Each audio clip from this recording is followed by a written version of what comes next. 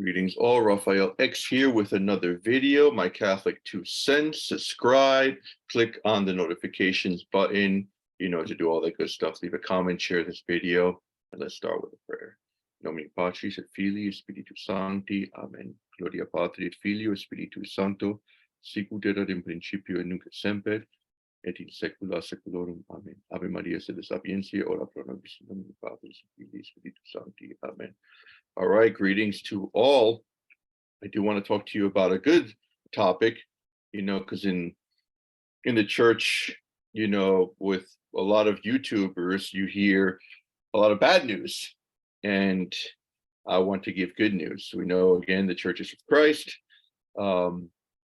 Human members, even in the hierarchy, can be sinners, but sometimes focusing too much on that can, especially those who are weaker, can mean a diminishing or a loss of faith, which obviously can happen for those who do not have faith.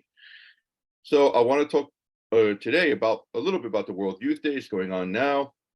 Pope Francis is there in Lisbon, in Portugal, and a lot of the more traditional Catholics think that it is scandalous, and there are many things that happen there that are scandalous, or at least not too Catholic, to say the least. And we can't doubt, again, that Pope Francis has been, to say the least, ambiguous in doctrine. But there's one bishop, and this is why I said this, it's good news, this show. There's one bishop from Spain, Basque country. I have to be proud here because I am from that region, my ascendancy. And not me immediately, nor my parents. My parents are from Cuba, but my ascendancy, my great-grandfather's from that area in Spain. And a Spanish bishop, pretty young bishop, I believe. Well, he looks young. Is Bishop of Orihuela, Alicante, Jose Ignacio Munilla, Basque. St. Ignatius was a Basque, actually.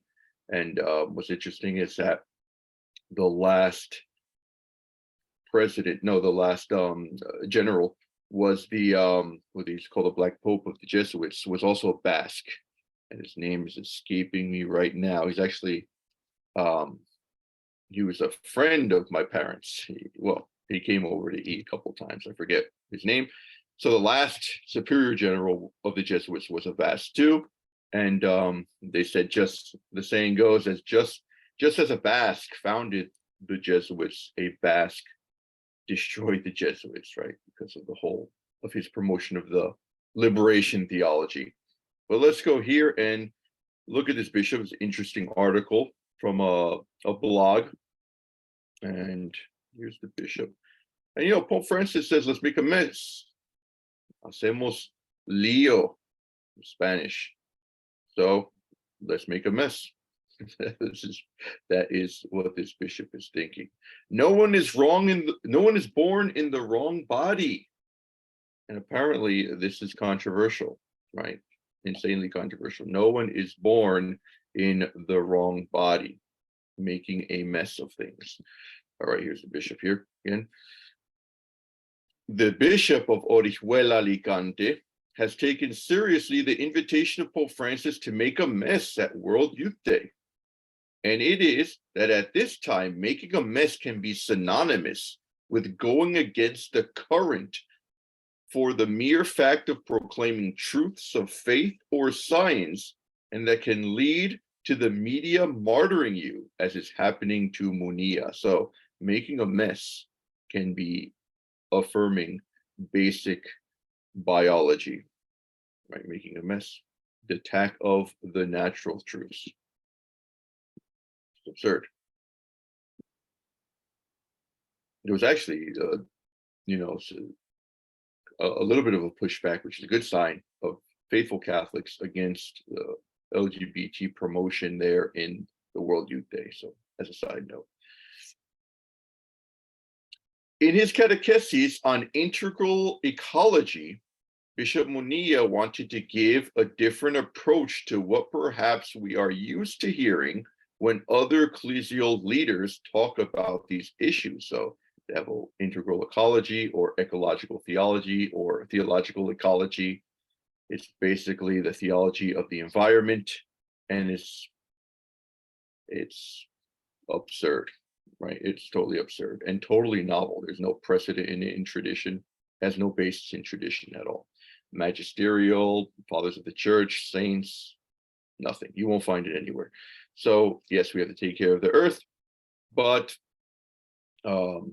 just this whole novel ecological type of theology is permeating, and even on the university level, they're teaching this stuff. You could take courses. I believe you can even have a major in ecological theology, right? Which is it's a new paganized type of theology.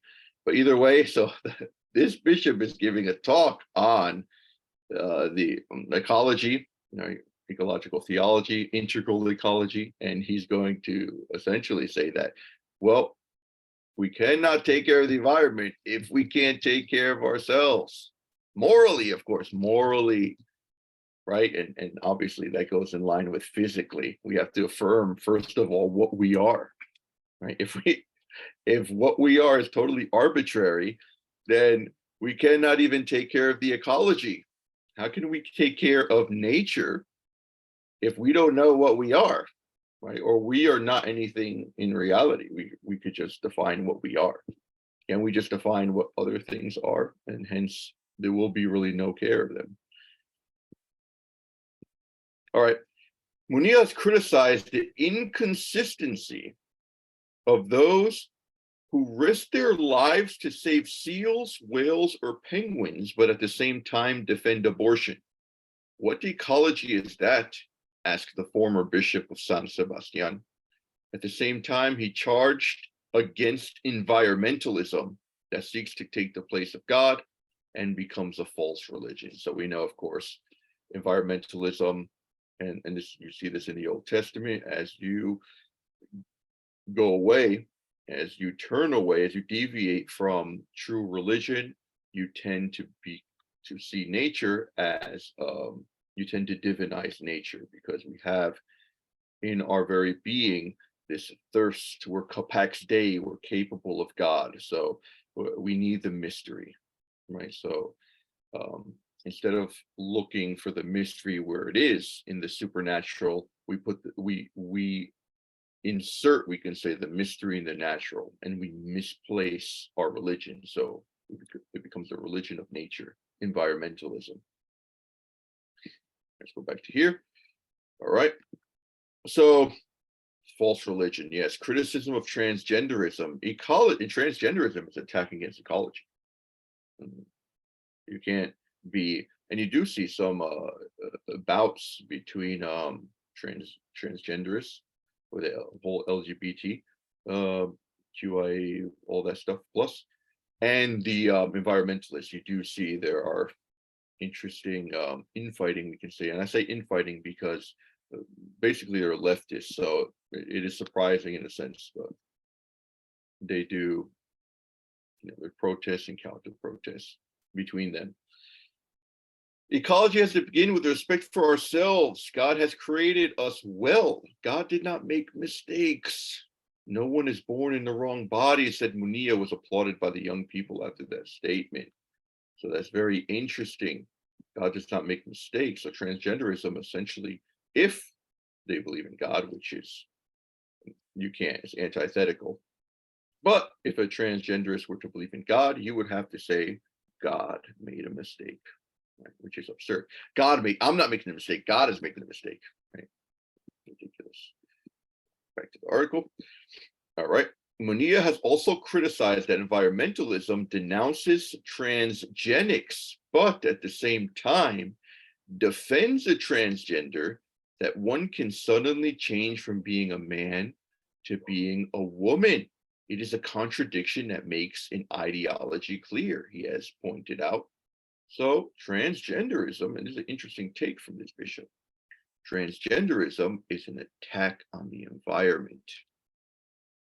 Metaphysical realism and the Christian revelation are the basis of establishing true respect for the environment, and hence a true and integral environment. I don't want to say environmentalism, but in a sense, yes, an environmentalism. All right, finishing up the article here. Munilla has also criticized, no, these statements by the Bishop of Orihuela have unleashed a media campaign by national leftist media against the bishop, whom they accuse of being a transphobe for telling the truth.